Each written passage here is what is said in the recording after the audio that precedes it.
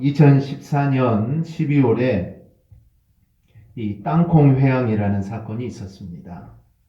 이 대한항공 오너의 딸이 이 기내에서 제공되는 땅콩이 이 마음에 들지 않는다는 이유로 이륙장으로 가고 있는 비행기를 이 탑승장으로 다시 돌아가게 한 사건입니다.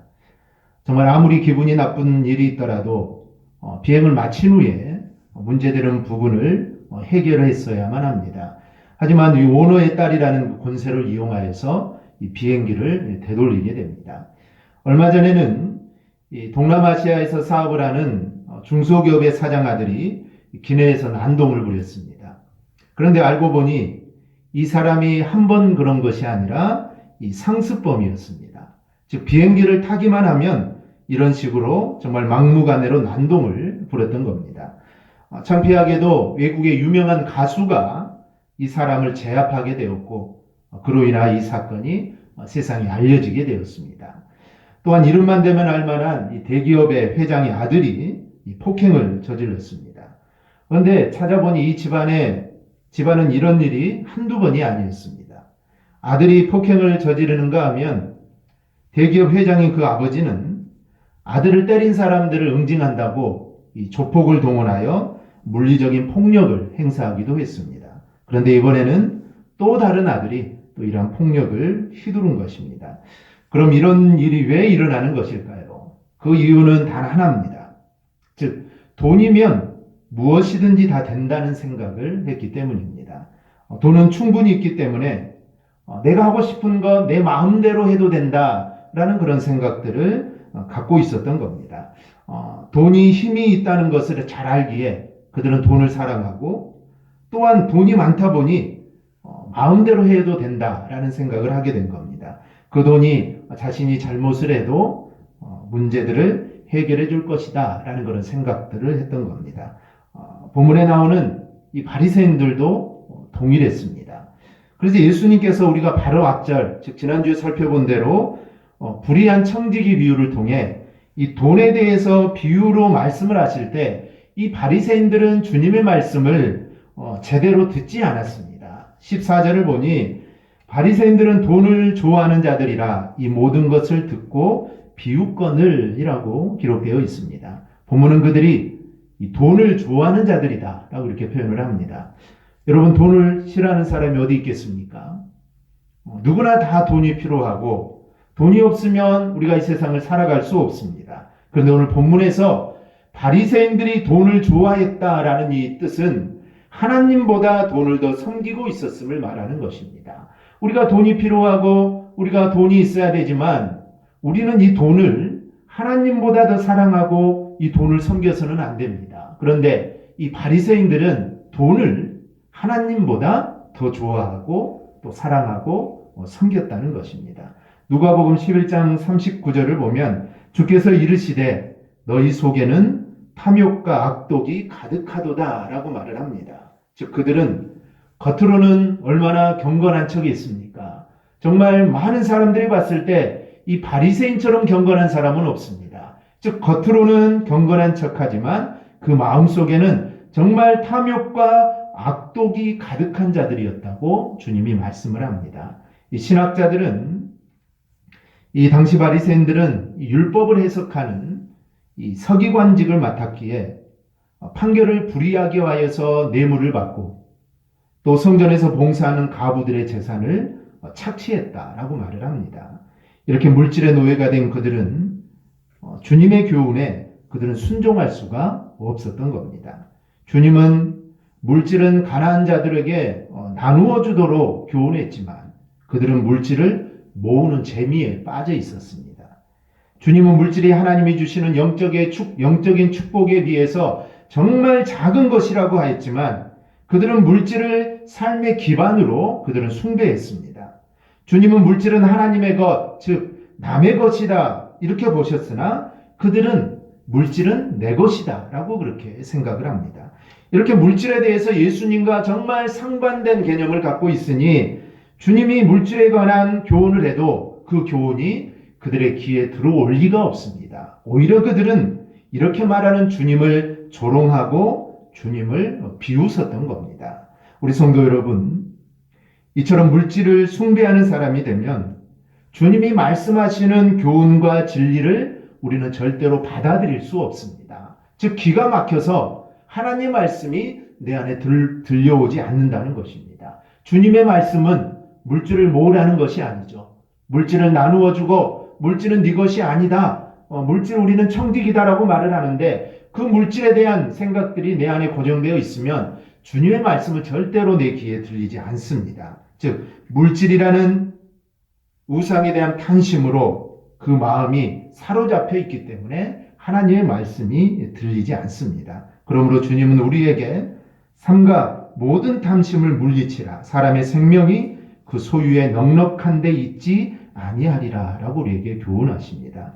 지금은 어느 때보다도 우리 성도들이 물질에 대한 탐심을 경계해야 할 때입니다.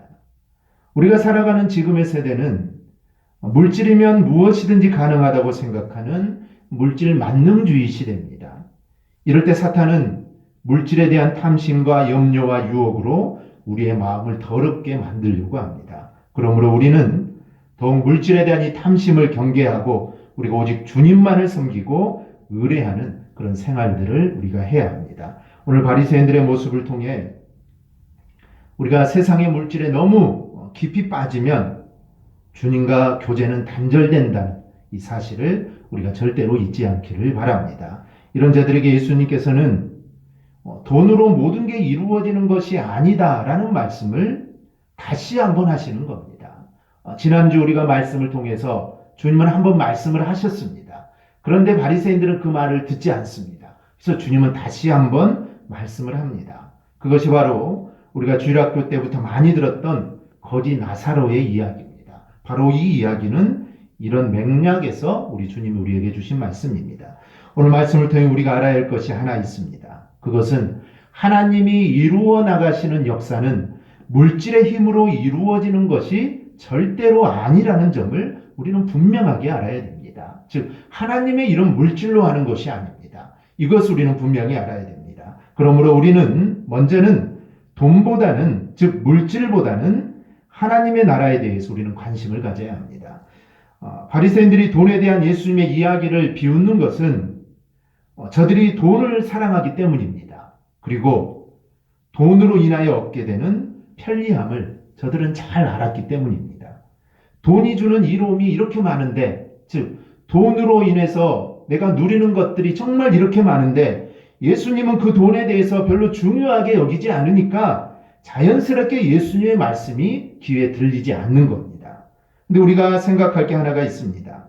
이 돈 문제는, 물질의 문제는 그 물질 하나로 끝나는 것이 아닙니다. 돈의 유력과 힘을 바라보는 자들은 결국 그 돈의 노예가 돼버리고 맙니다. 우리 주변에 믿음 좋다고 여겨지는 사람들 중에도 이 돈에 대한 힘을 믿는 사람들이 있습니다. 그래서 중요한 순간에 이 물질에 대한 미련을 버리지 못합니다. 심지어 돈을 더 늘리고 그 돈으로 얻어지는 편리함을 더하기 위해서 불법이나 또 비도덕적인 것들을 마다하지 않습니다. 그리고 그렇게 얻은 물질의 유익을 놓고 하나님의 은혜라고까지 이야기하는 경우들이 있습니다. 이런 마음이 혹 우리의 안에 정말 조금이라도 자리 잡고 있다면 오늘 주님께서 바리새인들에게 하는 말씀을 우리는 들어야 됩니다. 주님은 너희가 물질에 마음을 둘 것이 아니라 하나님의 나라에 너희 마음을 두어야 된다라고 분명하게 말씀합니다. 다른 말로 하면 마음을 높이지 말라라는 겁니다. 오늘 15절을 보면 돈으로 인하여 높임을 받는 것은 하나님 앞에서 미움을 받는 일이다 라고 이렇게 말씀을 합니다. 여기서 높임을 받는다는 것은 사람들이 바리새인들을 정말 진정으로 존경을 해서 그를 높인다는 의미가 아니라 그들 스스로 정말 높임을 받으려는 교만한 생각으로 그들 가운데 가득 차 있다는 겁니다. 이러한 태도는 하나님께 반드시 정죄함을 받는데 본절에서는 하나님께 미움을 받는다라고 표현을 합니다. 그리고 16절을 보면 세례요한 이후로 하나님의 나라는 그리로 침입하는 사람이 들어간다라고 말씀을 합니다. 이 말씀은 이 바리새인들이 따르고 있는 율법 또 이 하나님의 말씀이 이제 예수님 안에서 성취가 되어가고 있습니다. 즉 바리새인들이 구약의 율법을 가지고 그것을 가르치고 정말 그것을 바라보면서 메시아를 기다리고 있는데 그 일이 이제 예수님이 오심으로 이루어져 가고 있습니다. 그런데 너희는 왜 그 예수님을 믿지 않느냐라고 주님이 말씀하는 겁니다. 즉 너희가 가르치고 믿는 바로 그분이 지금 여기에 있는데 왜 너희는 그분을 믿지 않느냐라고 주님이 지금 다시 묻고 계시는 겁니다. 여기서 침입하느니라 라고 번역된 이 단어는 자기 자신을 그 안에 밀어넣는다 혹은 모든 사람이 힘써 그리로 향하다라는 의미가 담겨져 있습니다. 즉 다른 사람이 내가 천국에 가도록 뒤에서 나를 밀어넣는다는 것이 아니라 사람들이 하나님의 나라에 들어가기 위해서 자기 자신이 적극적으로 노력해야 된다는 의미가 있습니다. 주님께서 이렇게 말씀하시는 것은 너희가 돈과 관련된 것에만 관심을 가지지 말고 너희의 마음을 돌려 하나님의 나라에 너희의 마음을 두어야 된다는 것입니다. 그러므로 성도인 우리는 물질의 마음을 절대로 빼앗겨서는 안 됩니다. 물질의 마음을 빼앗길 것이 아니라 우리는 하나님의 나라에 우리의 마음을 두어야 됩니다. 말이나 생각만 그렇게 할 게 아닙니다. 말로 하나님을 사랑하는 것은 바리새인들이 제일 잘하는 겁니다. 오늘도 많은 사람들이 하나님을 사랑한다고 말은 잘합니다. 그런데 살아가는 삶을 보면 하나님이 아니라 물질을 지향하는 경우가 얼마나 많은지 모릅니다. 예수님이 하신 말씀을 정말 우리의 마음에 새겨서 우리의 마음을 하나님의 나라에 우리는 두어야 합니다. 알게 모르게 정말 물질에 쏠려 있는 우리의 마음을 이제는 하나님의 나라에 두고 우리도 그리로 침입하여 들어가는 자가 되어야 될 줄 믿습니다. 누가 나를 하나님의 나라로 떠밀어주지 않습니다. 하나님의 나라는 내 의지로 들어가야 합니다. 그러므로 우리가 이 땅을 살아가면서 우리가 물질에 너무 관심을 두는 것이 아니라 정말 하나님의 나라에 더 관심을 두고 살아가기를 주님의 이름으로 축원합니다. 둘째는 돈으로 사람을 살 수는 없습니다. 부자가 죽어서 지옥에 갔습니다. 그런데 자기 집 문간에서 음식을 얻어먹던 이 거지 나사로도 죽었는데 이 거지 나사로는 천국에 갔습니다. 타는 지옥불에서 부자는 아브라함에게 이렇게 부탁을 합니다. 천국에 있는 나사로로 하여금 이 손끝에 물 한 방울을 찍어서 자신의 혀에 좀 대게 해달라라고 말을 합니다.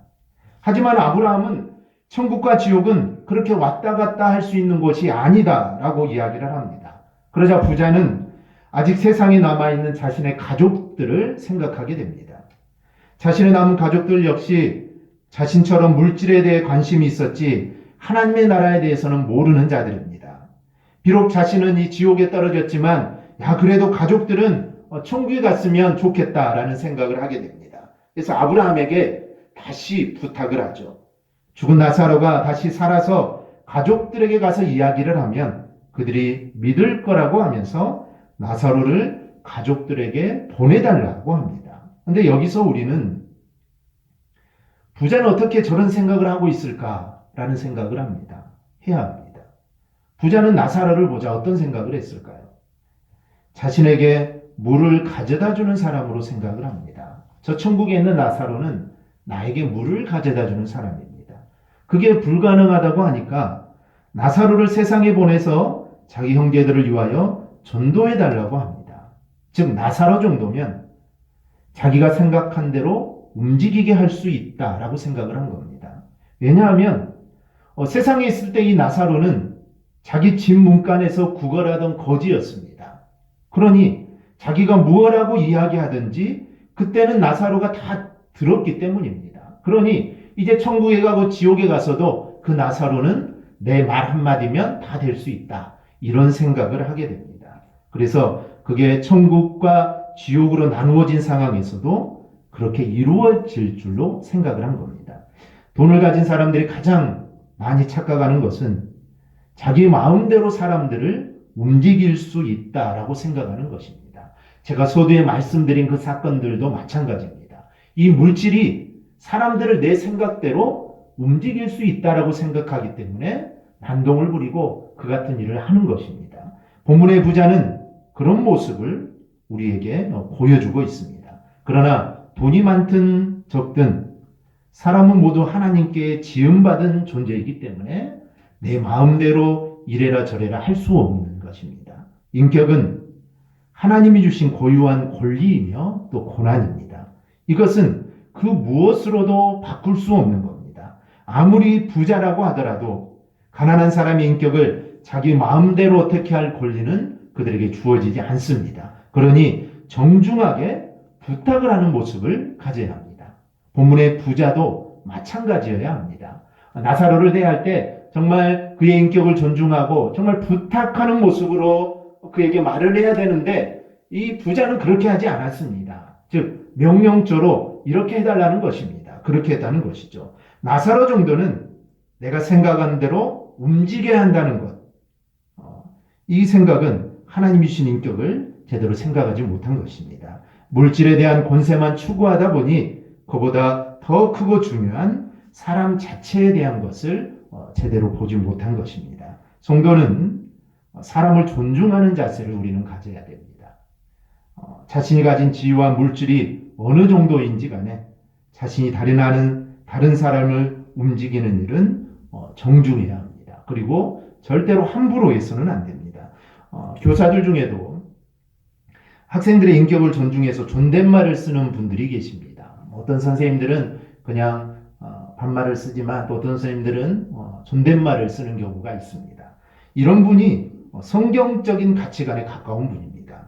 인격 그 자체는 하나님이 주신 정말 고유한 것이기에 나이가 많다고 해서 아랫사람에게 함부로 할 수 없는 것이기 때문입니다. 성도는 물질이면 무엇이든지 다 할 수 있다. 이런 생각들을 우리는 다 내려놓아야 합니다. 특히 사람에 관련된 일은 어느 누구도 함부로 할 권세가 없습니다. 그래서 성도라면 더더욱 이런 점에 있어서 우리가 명확한 인식을 우리는 가지고 있어야 합니다. 즉 성도를 대할 때는 존중하는 마음으로 우리가 대해야 합니다. 나이가 어리든 나이가 많든 이거는 상관없습니다. 우리 모두는 하나님 앞에서 정말 소중한 존재들이기 때문입니다. 우리가 이러한 믿음을 가지고 우리가 믿음의 지체들을 우리가 더욱더 존중히 여길 수 있기를 주님의 이름으로 축원합니다. 셋째는 이 땅에서는 말씀을 듣는 자가 되어야 합니다.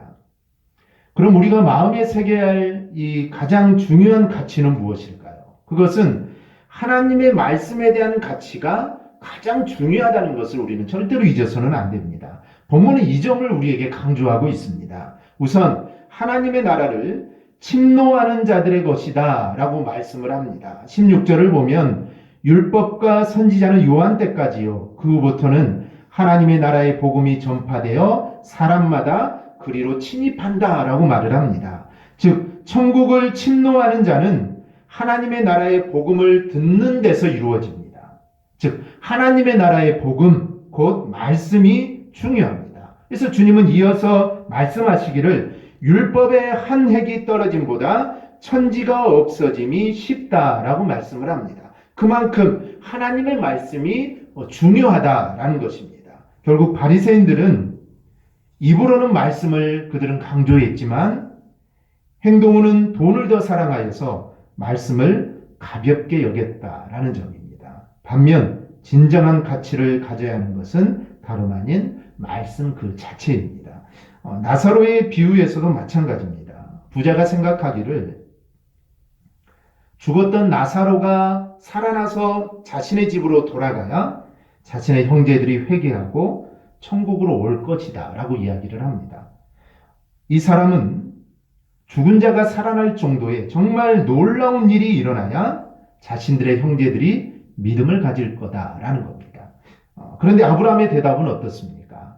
29절입니다. 아브라함이 이르되 그들에게 모세와 선지자들이 있으니 그들에게 들을지니라. 또 31절입니다. 이르되 모세와 선지자들에게 듣지 아니하면 비록 죽은 자 가운데서 살아나는 자가 있을지라도 고난을 받지 아니하리라 하였다 하시니라. 이 말씀은 믿지 않는 자들은 죽은 자 가운데서 살아난 자가 있다 해도 믿지 않고 또 그로 인해 회개하지도 못한다라는 말씀입니다. 여러분 기적 중에 가장 큰 기적이 무엇일까요? 산이 변하여 바다가 되는 것일까요? 아닙니다. 그 어떤 기적도 죽은 자가 다시 살아나는 것만큼 대단하지는 않습니다. 그런데 예수님께서는 이런 기적들을 수도 없이 보여주었습니다. 즉 기적 중에 최고의 기적을 보여주셨습니다. 그런데 바리새인들은 그것을 보고도 믿지 않았습니다. 주님은 회당장 야이로의 딸을 되살리시고 죽은 나인성 가부의 아들도 살려주셨습니다. 그리고 죽은 지 나흘이나 된 나사로까지 주님은 살리셨습니다. 그럼에도 불구하고 이 바리새인을 비롯한 유대 지도자들은 이 예수 그리스도를 믿기는커녕 그를 살해할 계획을 세웠습니다. 그리고 그리스도를 따르던 무리들은 어땠습니까? 전에는 정말 예수님을 따라다니고 오병이어를 행하셨을 때 정말 주님을 따랐던 자들, 그리고 주님이 예루살렘에 입성하실 때 정말 호산나하고 주님을 높였던 그들이 바로 그리스도를 십자가에 못 박으라고 그들이 외쳤습니다. 여기서 우리는 한 가지 진리를 깨닫습니다. 아무리 큰 표적을 하나님이 보여주셔도 그 마음 중심이 변화되지 않는 한 그리스도를 믿을 수 없다는 것입니다. 유치원 아이들을 가르칠 때를 보면 그림이나 모형으로 실물 교육을 합니다. 그렇게 하는 이유는 아이들이 아직 논리적인 교육을 이해할 수 없기 때문입니다. 아이들이 이해할 수 있으면 그림이나 모형으로 하지 않을 것입니다. 그런데 어린 아이들은 이해할 수가 없습니다. 그래서 그런 도구를 사용해서 교육을 합니다. 하나님께서 기적과 표적을 보여주시는 이유도 이와 똑같습니다. 하나님의 말씀을 잘 이해하지 못하기 때문입니다. 아직 어려서 하나님 말씀을 들어도 잘 이해하지 못합니다. 그래서 교회를 통해 병자들을 고쳐주시고 각종 이적들을 베푸시는 겁니다. 그런데 하나님이 이렇게 그런 이적을 베푸시는 목적은 그 권능을 베푸신 하나님과 그 말씀을 순종케 하려고 하는 것입니다. 이와 같은 원리도 모르고 표적과 기사를 경험하는 것이 정말 신앙의 최고의 경지에 이르는 것처럼 착각하는 성도들이 많습니다. 말씀에는 관심이 없습니다. 그냥 오직 표적 중심의 신앙을 추구합니다. 그러나 표적과 기사를 체험하지 못한 사람이라도 정말 인격적으로 하나님 말씀을 듣고 또 자신이 죄인임을 깨닫고 그리스도를 구주로 영접하고 그 말씀을 준행하는 성도가 진실된 신앙이라는 사실을 우리가 믿으시기를 바랍니다.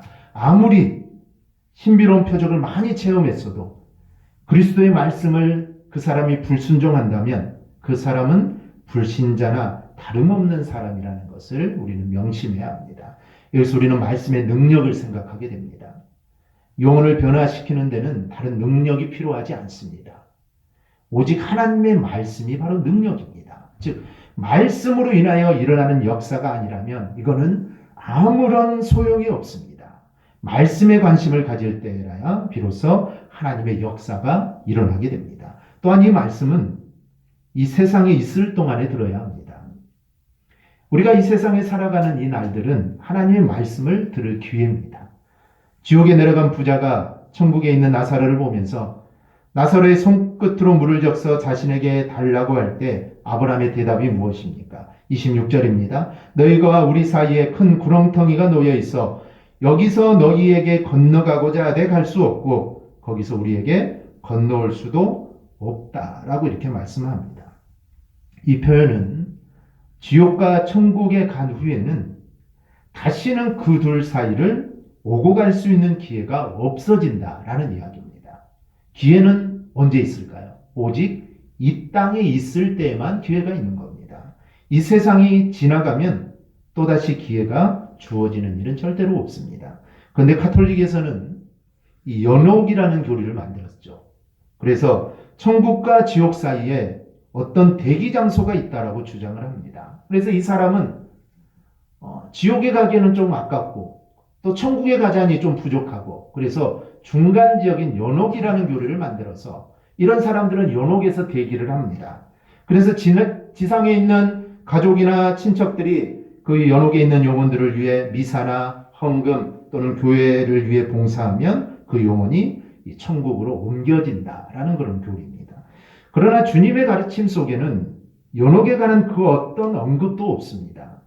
오직 천국과 지옥 사이에는 절대로 서로 왕래할 수 없는 절대적인 경계선만이 존재한다는 가르침뿐입니다. 바로 그것을 오늘 본문을 통해 우리에게 말씀해 줍니다. 그러므로 죽어서 지옥과 천국으로 가는 심판을 한 번 받은 후에는 그 운명이 절대로 바뀔 수 없다는 것을 우리는 명심해야 합니다. 그리하여 현세에서 주님의 구속의 은혜를 우리가 굳게 믿고 또 주님이 약속하신 천국에 들어가기를 힘쓰는 우리 성도들이 되기를 바랍니다. 그러므로 구원을 얻는 것은 세상에 있는 동안 말씀을 전하는 자들을 통하여 들은 말씀에 믿음으로 반응할 때만 구원을 얻는 것입니다. 죽었던 자가 살아나는 일, 그 일은 있을 수도 없는 일입니다. 그렇다 하더라도 믿는 자는 없다라는 것입니다. 즉, 이 땅에서 하나님 말씀이 들려지고 정말 그 말씀을 내가 믿음으로 내가 반응하여 믿을 때 구원의 역사가 일어나는 것입니다. 그러니 우리는 이 세상에서 하나님의 말씀을 듣는 것이 얼마나 중요한가를 우리는 깨달아야 됩니다. 즉, 내가 지금 말씀을 듣는 이 자리에 나와 있는 것, 이것만큼 중요한 일은 없습니다. 내가 죽는다면 이 말씀을 들을 기회가 사라지기 때문입니다. 그리고 다른 길이나 방법이 없습니다. 오직 이 말씀을 들어야 합니다. 말씀을 들을 때 그 말씀이 내 안에 역사하여 구원에 이르게 하는 것입니다. 우리가 이 사실을 절대로 잊지 않고 우리가 말씀 중심의 삶을 우리가 꼭 살아가기를 바랍니다. 말씀을 맺습니다. 우리는 성도입니다. 그래서 우리는 우리의 가치가 어디에 있는지 내 자신을 돌아보아야 합니다. 세상 사람들과 같이 물질에 우리의 가치가 있는지 우리는 점검해 보아야 합니다. 우리는 말로는 물질보다 하나님을 더 사랑한다고 합니다. 하지만 우리가 말하거나 행동하는 것을 보면 과연 내가 하나님을 더 사랑하고 또 하나님 말씀을 내가 사모하는지 우리가 반성하게 됩니다. 지금까지 살펴본 것처럼 말로는 하나님을 사랑한다고 했지만 실상 물질의 능력 앞에서 세상 사람들과 똑같은 모습으로 우리가 살아가고 있기 때문입니다. 그래서 우리는 달라져야 합니다. 먼저는 돈보다는 우리가 하나님의 나라에 우리는 가치를 두어야 합니다. 그리고 하나님의 나라를 이루는 일은 결국 하나님의 말씀을 듣는 데에서 이루어진다는 점도 우리는 제대로 알아야 됩니다. 그리고 한 가지 더, 하나님의 말씀을 듣고 은혜 받고 우리가 구원받을 때는 이 세상에 있을 때만 가능하다라는 것입니다. 죽어서는 말씀을 들을 수도 없고 죽어서는 은혜를 받을 수도 없고 죽어서는 구원을 받을 수도 없는 겁니다. 우리가 이 사실을 정말 명심하고 우리 모두 하나님의 나라와 또 하나님의 말씀에 더욱더 귀를 기울이는 그런 삶을 살아가기를 주님의 이름으로 축원합니다. 아멘. 기도하겠습니다.